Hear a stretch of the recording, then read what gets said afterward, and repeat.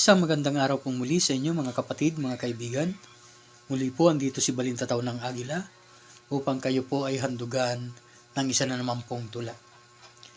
Ang pamagat po ng tula na aking bibigkasin, tulog. Halos may 2 oras na nagpapaikot-ikot.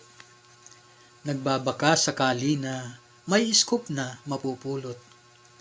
Minamasdan ang paligid, sinisilip bawat sulok, nagbabaka sakali na may tsismis na madadampot. Ngunit ngayoy tila yata ang tadhana ay maramot. Wala man lang pahiwatig na mayroong idudulot. Nang kahit na kakatiting o kahit na kakarampot, ng pag-asang makagawa ng tulaing ihahandog. Ngunit hindi pa rin ako nawawalan ng pag-asa na mayroon pang darating at mayroon pang makikita. Itong aking balintataw may tsismis na makukuha, di nga ako nagkamali dito sa aking sapantaha. Nasa mismong tapat ko na ang tsismis na narehistro. Dito sa aking balintataw, di na kailangang lumayo. Ito'y isang paaralan, may teacher na nagtuturo. Dito ko na sisimulan itong aking tulang kwento. Dito nga sa isang classroom, tahimik ang estudyante.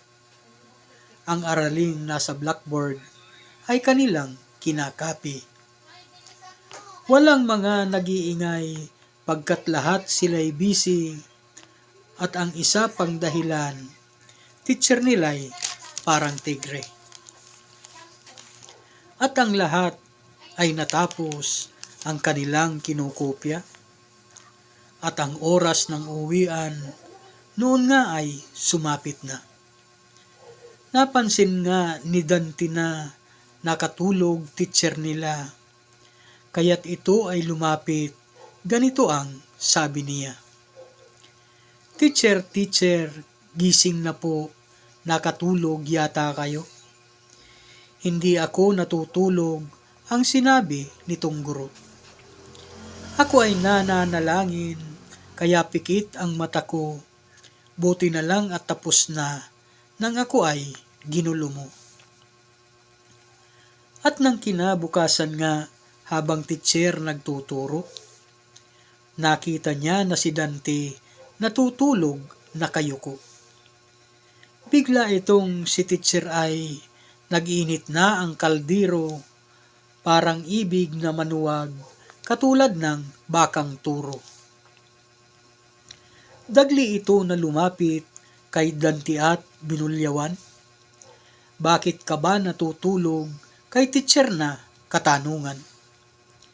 Di po ako natutulog, kausap ko ang may kapal. Siya sa akin may sinabi habang ako'y nagdarasal.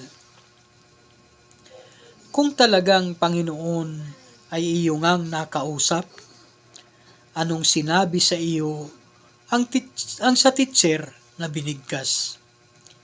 Sabi po ng Panginoon ang kaniyang paliwanag, kahapon po ang sabi niya'y di raw kayo nakausap. Salamat po.